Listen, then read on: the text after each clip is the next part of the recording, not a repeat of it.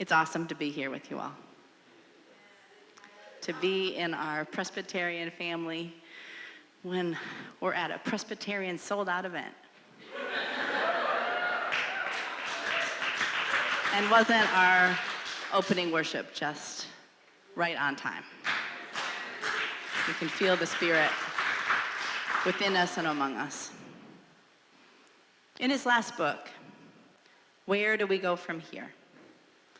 The Reverend Dr. Martin Luther King Jr. wrote, "The prescription for the cure rests with an accurate diagnosis of the disease.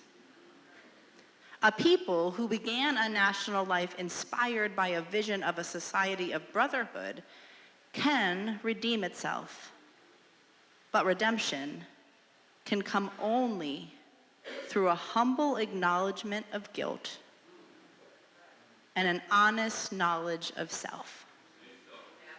Redemption can only come through a humble acknowledgement of guilt and an honest knowledge of self." Gathering together with you in one of Reverend Dr. King's hometowns, just a day after his birthday, I think we owe it to him, but we also owe it to ourselves to take these words seriously. And I would say that rather than honest self-awareness of poverty and low wages, our policymakers today legislate as if inequality is not an emergency for hundreds of millions of people.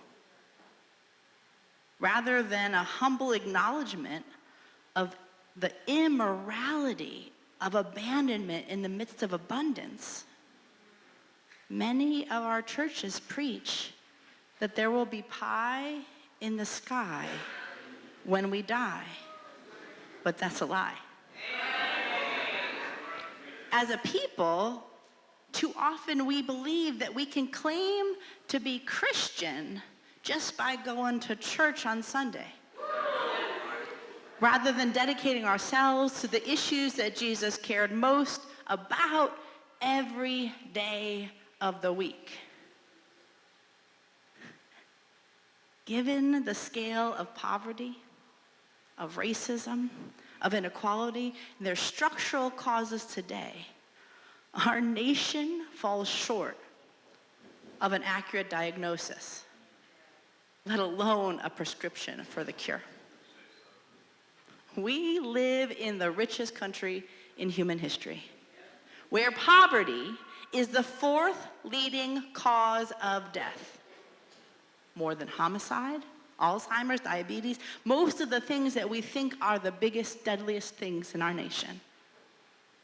We live in a country that throws out more food that could feed not just everyone that's hungry here, but across the world.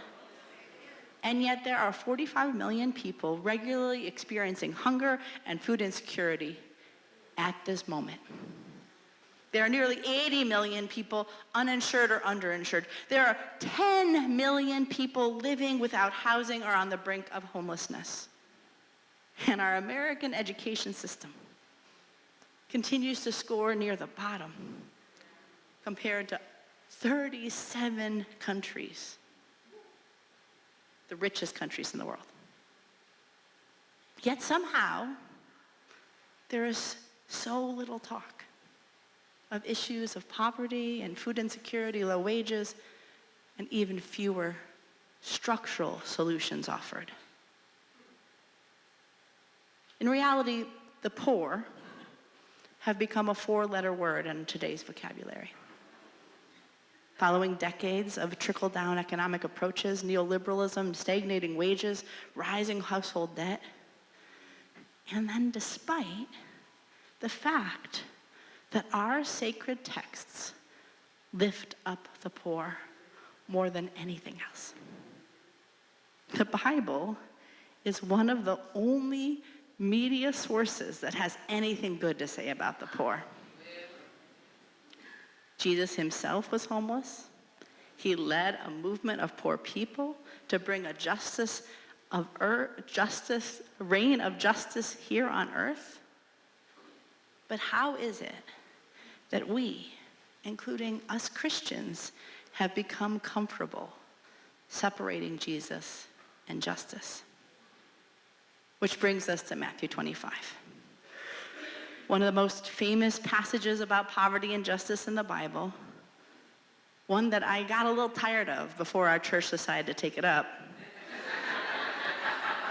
And the biblical inspiration for this summit here today. I want to think a little bit about that scene from the gospel text that we heard earlier. The Son of Man and his messengers sitting in front of all the nations gathered. You see, my daughter, Sophia, meaning divine wisdom, is in a technical theater program at her high school. She's into set design and all of those background settings. Now that she's there, I pay a little more attention to what's happening in the background. I've heard from her, and I've seen it for myself, that the setting of a story matters.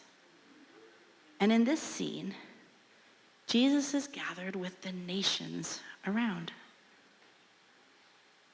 The first thing that we get wrong often when we talk about Matthew 25 is that it's a message for individuals. Even for individual congregations or soup kitchens or prison ministries. Rather, Matthew 25 tells us that Jesus is speaking to the nations, perhaps even especially those with the political and economic power in those nations to meet the needs of the people. The very same nations that are oppressing and subjugating the people in Jesus' time. Maybe in ours today as well. So we hear in Matthew 25 that these nations are denying people health care, ignoring the hungry, they're locking people up and throwing away the key, they're deporting the immigrant and the stranger, they're evicting people rather than housing them, and they're taking away the very life-supporting policies that could actually lift the load of poverty. Now, doesn't that sound familiar? Not so far away in our setting anymore, are we? So in Matthew 25, when he's gathered with all of these political and religious leaders from the nations, Jesus raises then what matters most to him, what matters most to God. Now, I have a spoiler alert. The issues that Jesus holds dear, they're not about gun rights. They're not waving flags, determining who gets to marry who. They're not about politicians picking their voters rather than voters electing their leaders. They're not about controlling women's bodies or people who can get pregnant. They're not about banning books or looking away from violence and genocide or harassing and threatening LGBTQIA youth. No, the Bible is pretty clear. Those issues are the work, the law of empire. And Jesus is clear about that, even if some who claim to follow him aren't. Rather, Jesus' main concerns are food, sustenance, immigrant rights, healthcare, an adequate standard of living, decent housing, prison abolition, all of those issues that we heard in that opening video. And Jesus' priority are the people who are most impacted by the lack of food or housing or all forms of marginalization, invisibility, and discrimination. Those are the ones that are closest to God and Jesus himself.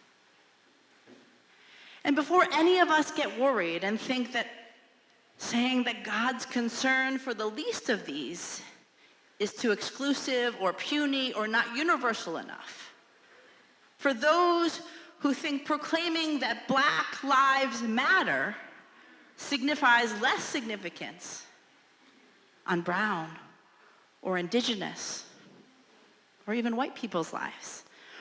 Those who worry that God's preferential option for the poor means less love or blessings for those who are middle income or college educated or with less student debt than those who qualify for Pell Grants, we would do well to remember that Jesus suggests starting from the bottom.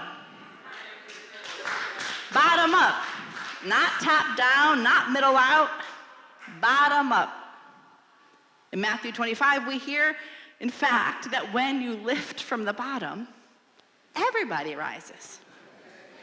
When you lift from the bottom, everybody rises. And we also learn that the least of these are actually most of us. After all, sociologist Mark Rank, a friend of ours from Cornell University, reminds us that 80% of Americans will struggle to make ends meet at some point in our lives. As we heard from Occupy Wall Street, that 99% of the population, even more than that, are not benefiting fully from God's abundance. Or what we maybe picked up from COVID, that as long as even one person lacks health care, our whole society is sick. In fact, economists from the Economic Policy Institute, the Institute for Policy Studies, many others tell us that the cost of poverty is far greater than the cost of ending it. Do you know that our nation wastes $1 trillion a year because kids are poor? When it saves us $7 for every dollar we spend ending child poverty. That means that what is good for low-wage workers and the unhoused or those with inadequate health care redounds to the benefit of the whole society. The message of Matthew 25 is when a nation enacts Jubilee, the whole society flourishes. As long as we forgive debts and free those in bondage and pay workers a living wage and give to others without any expectation that will be paid back.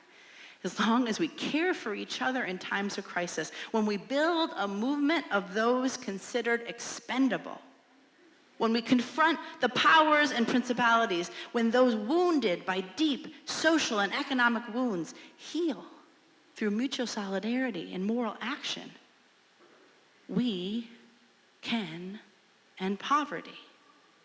We can achieve justice. There will be no poor among you.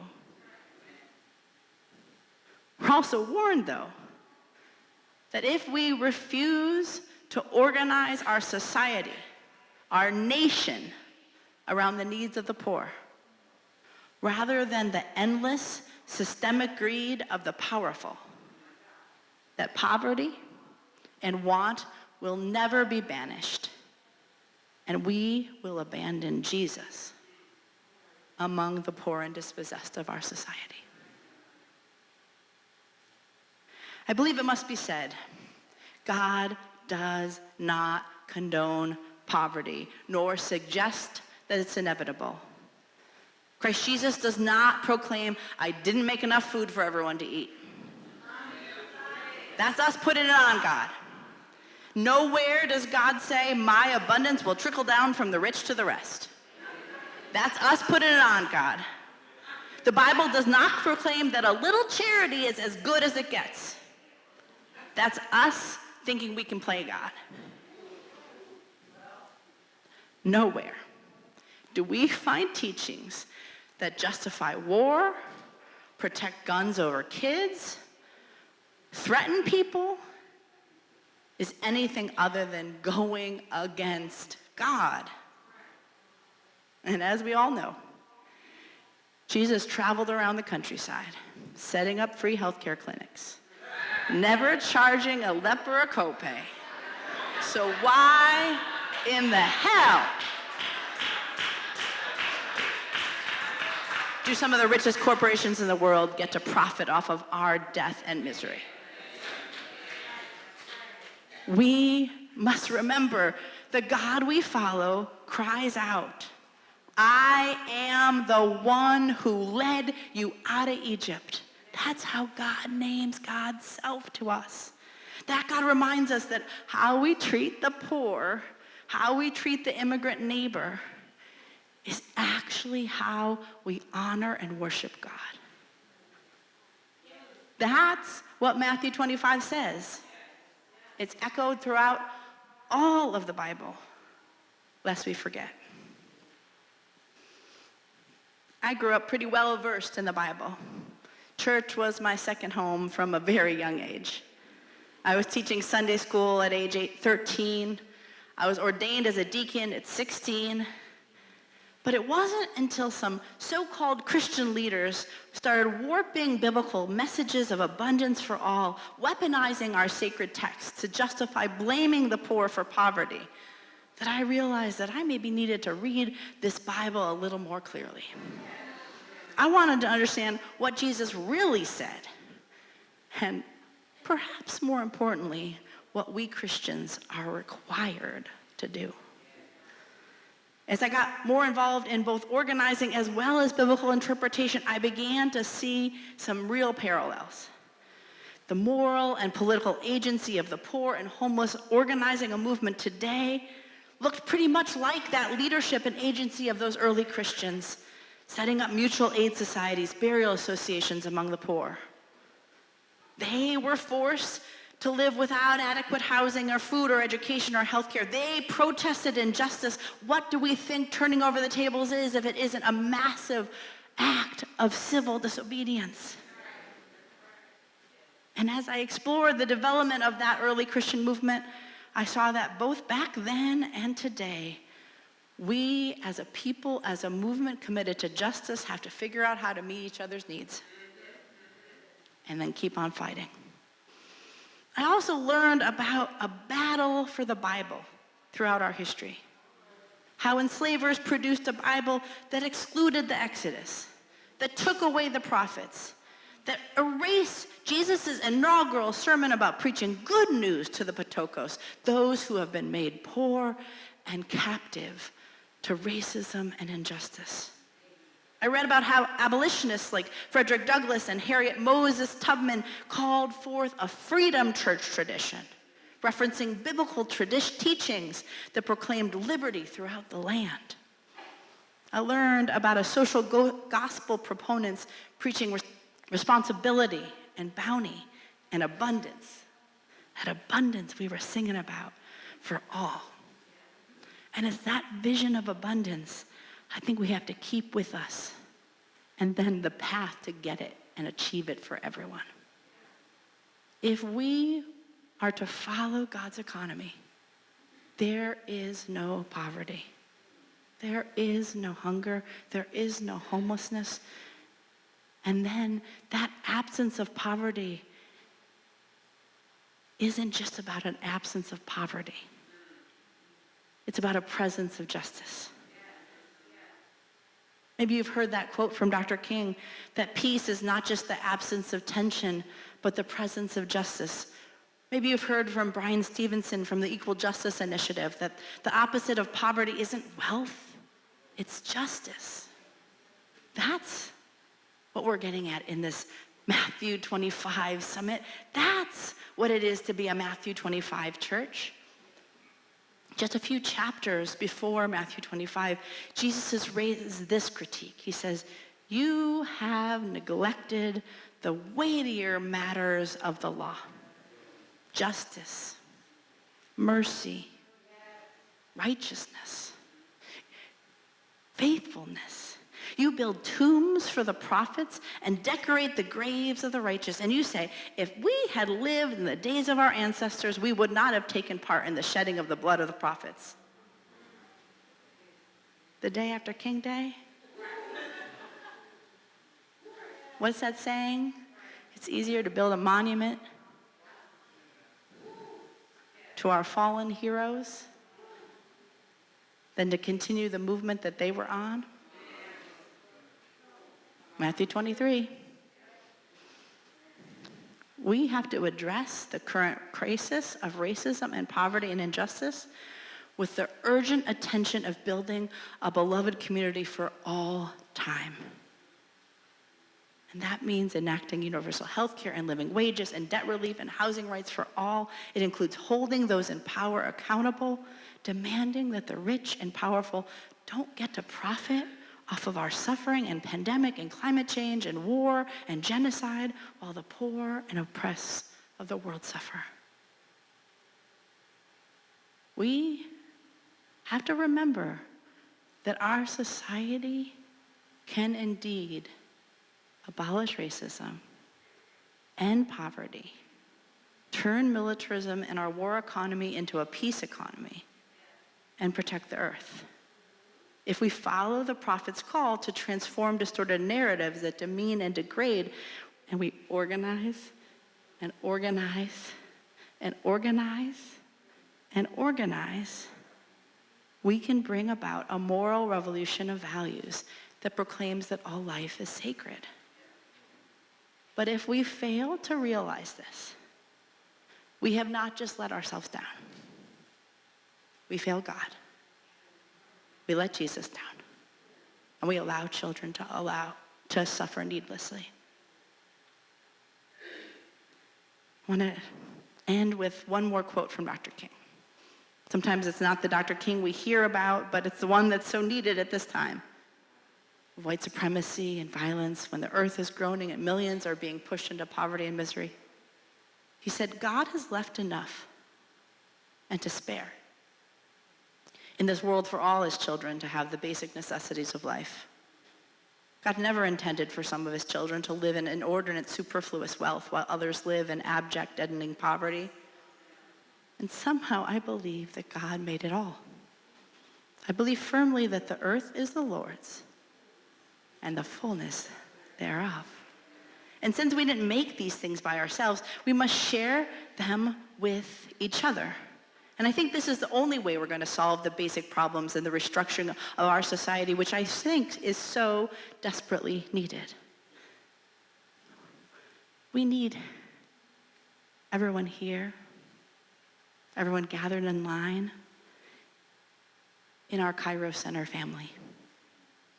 We welcome you all into the Poor People's Campaign, a national call for more revival. We're building a moral movement led by those most impacted. In the words of Frederick Douglass, those who would be free must strike the first blow. We're addressing interlocking injustices of racism and poverty, ecological devastation, militarism, and the false narrative of white Christian nationalism. We're choosing life. We're choosing truth and justice and peace. We're solving basic problems, and we're restructuring our society around the people.